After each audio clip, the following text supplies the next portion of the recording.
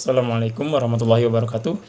Kami mahasiswa dari Universitas Pamulang, Prodi Akuntansi, ingin mempresentasikan di mata kuliah Akuntansi Manajemen pertemuan 7 mengenai akuntansi pertanggungjawaban dengan dosen pengampu Ibu Indawati. Perkenalkan, nama saya Rizky Heriandi. Hai guys, perkenalkan, nama aku Pandu Wulandari. Kenalkan, nama saya Anissa dari kelas 05 Sake 009.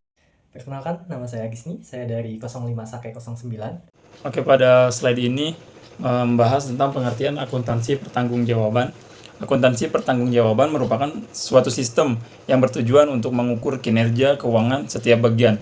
Nah, pertanggungjawaban dalam sebuah organisasi dengan mengidentifikasi manajer yang bertanggung jawab atas biaya dan pendapatan, serta mengumpulkan dan melaporkan informasi kinerja keuangan untuk mendukung pengendalian manajemen dan mengambil keputusan. Jadi sistem ini memungkinkan perusahaan untuk mengelola biaya, memotivasi manajer dan menganalisis efektivitas operasional pada setiap tingkatan manajemen. Di sini aku akan menjelaskan tentang fungsi, unsur utama, dan pusat akuntansi pertanggungjawaban. Yang pertama yaitu fungsi akuntansi pertanggungjawaban sebagai alat pengendali biaya yang menghubungkan biaya dengan manajer yang bertanggung jawab atas pengeluaran tersebut. Kedua, untuk mengevaluasi kinerja manajer, di mana informasi yang disajikan untuk menilai efektivitas manajer dalam mengelola sumber daya dan pencapaian target operasional. Ketiga, sebagai alat pengambil keputusan karena adanya laporan ini menyediakan informasi yang relevan untuk pengambilan keputusan secara akurat oleh manajemen. Yang keempat, meningkatkan transparansi dalam operasional bisnis dengan melaporkan pendapatan dan biaya untuk setiap unit atau manajer yang bertanggung jawab. Kemudian, menurut Mulyadi 2024, unsur utama akuntansi pertanggungjawaban terbagi menjadi 4, yaitu yang pertama ada struktur organisasi. Unsur ini menjelaskan pembagian wewenang dan tanggung jawab tiap tingkat manajemen. Yang kedua, yaitu ada anggaran sebagai standar pembandingan untuk menilai kinerja serta menjadi dasar perencanaan pengeluaran pendapatan perusahaan. Yang ketiga, ada kode akun atau klarifikasi yang mengaitkan rekening-rekening dengan pusat tanggung jawab sehingga pengeluaran dapat dikendalikan. Yang keempat, pelaporan dan evaluasi kinerja dan pemberian penghargaan. Setelah itu, pusat pertanggungjawaban adalah bagian dari organisasi yang dipimpin oleh individu yang bertanggung jawab atas biaya, pendapatan, atau investasi di unit tersebut. Hal ini bertujuan agar setiap manajemen dapat dinilai berdasarkan kinerja yang menjadi tanggung jawabnya. Selanjutnya, di sini saya akan menjelaskan tentang jenis-jenis pusat pertanggungjawaban. Yang pertama itu ada pusat biaya atau disebut juga dengan cost center.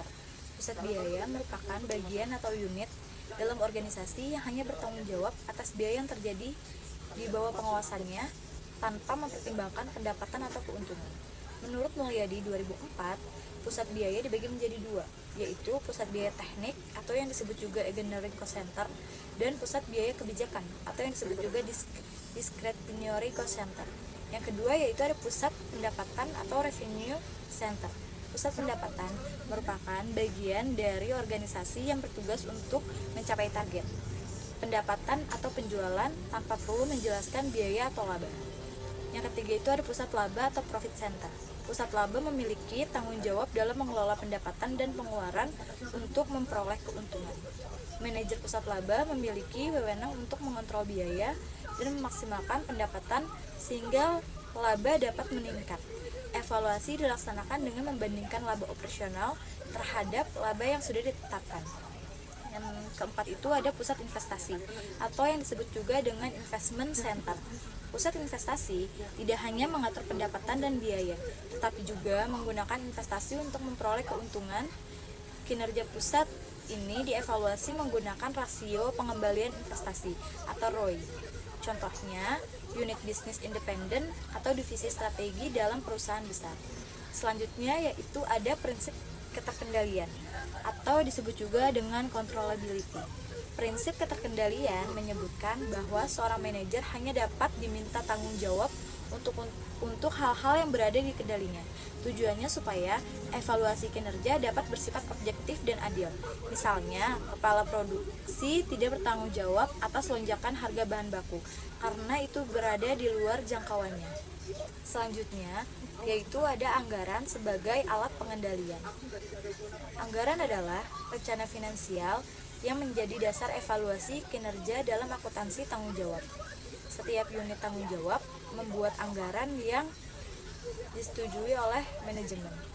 Laporan pertanggungjawaban membandingkan antara pelaksanaan dan anggaran guna menemukan penyimpangan yang harus diperbaiki. Fungsi anggaran sebagai alat pengendalian yaitu sebagai membandingkan kinerja, mendeteksi penyimpangan, menganalisis penyebab, mengambil tindakan yang korektif, dan sebagai pengendali biaya.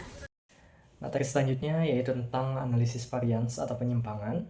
Analisis varians atau penyimpangan merupakan metode terstruktur untuk mengidentifikasi, melaporkan, dan menjelaskan perbedaan antara biaya yang terjadi dan biaya yang diharapkan, atau antara kinerja yang direncanakan dan yang tercapai, dengan tujuan menemukan alasan penyimpangan tersebut dan merumuskan langkah-langkah perbaikan.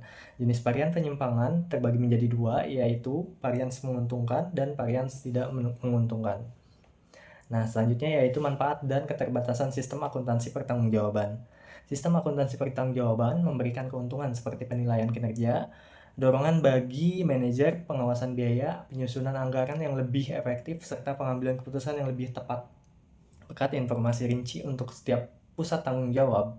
Namun, sistem ini memiliki hambatan seperti kemungkinan penolakan dari manajer yang takut akan reputasi dan posisinya terancam, serta keterbatasan infrastruktur teknologi yang dapat mengganggu pelaksanaan dan transparansi sistem. Kesimpulan dari materi akuntansi pertanggungjawaban ini adalah sistem akuntansi yang berfungsi untuk mengukur, mengontrol, dan mengevaluasi kinerja setiap bagian dalam organisasi berdasarkan tanggung jawab manajer terhadap sumber daya yang ditangani. Sistem ini membagi organisasi menjadi beberapa pusat tanggung jawab, yaitu pusat biaya, pusat pendapatan, pusat laba, dan pusat investasi.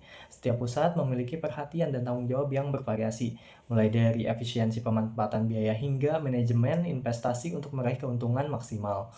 Penerapan sistem ini berlandaskan pada prinsip kontrol atau controllability principle yang menyatakan bahwa manajer hanya bertanggung jawab atas hal-hal yang dapat mereka kendalikan.